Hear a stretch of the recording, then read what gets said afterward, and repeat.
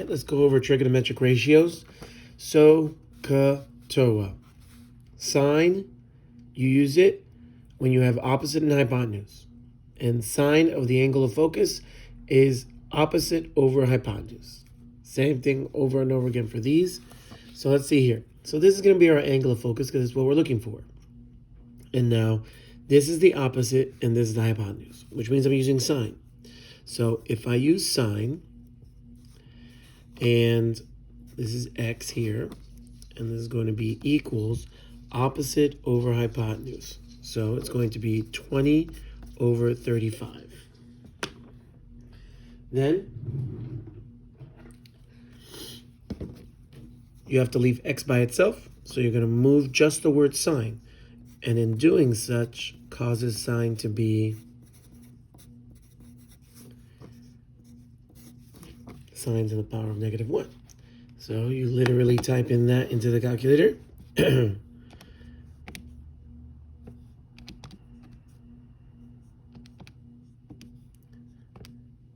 you get 34.8 is your angle. So x 34.8.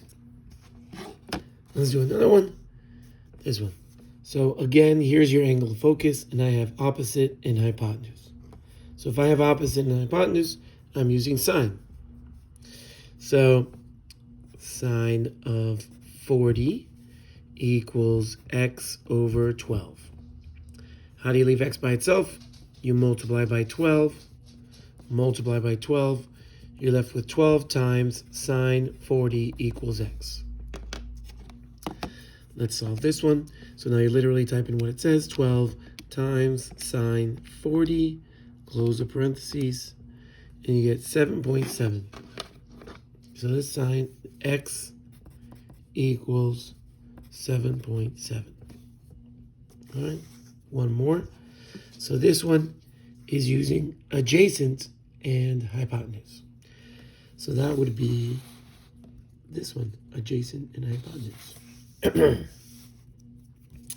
So cosine of 32 equals adjacent over hypotenuse. So now when this occurs, when x is on the denominator, this is going to switch places with this, causing it to be x equals 6 cosine 32. And now you just literally type in that into the calculator. So let's go with 6 divided by cosine 32, and we get 7.07. So 7.1 in this situation. So x equals 7.1. All right, let's get to the sine formula. Now, sine of an angle divided by its opposite will be equal to the sine of a different angle and its opposite. So in this situation, sine of x divided by 5 should be exactly the same as the sine of 20 divided by 8. So how do you solve a problem when there's two fractions? You cross multiply. So now we are left with 8 sine of x, this multiplication, equals 5 sine 20. Then you have to leave x by itself, so we're going to divide by 8. And then you have to move that sign over, causing the final result to be x equals sine to the power of -1, and then everything else, 5 times sine 20 divided by 8. And then you literally type that into the calculator. So second sine, 5 times sine 20, close that parentheses, divided by 8, then close the final parentheses, and we get the answer 12.3. So this angle right here is 12.3. Now let's do another one here. Let's do a setup.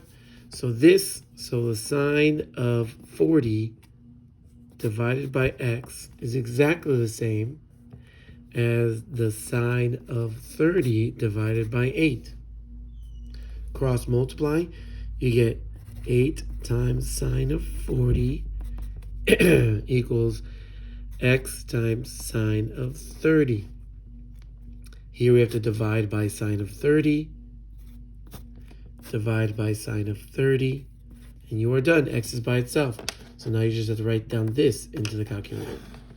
So we have, clear that, so 8 times the sine of 40, and that's going to be divided by the sine of 30. And we're going to get 10.28, so it's going to be 10.3. So x equals 10.3. And that's it.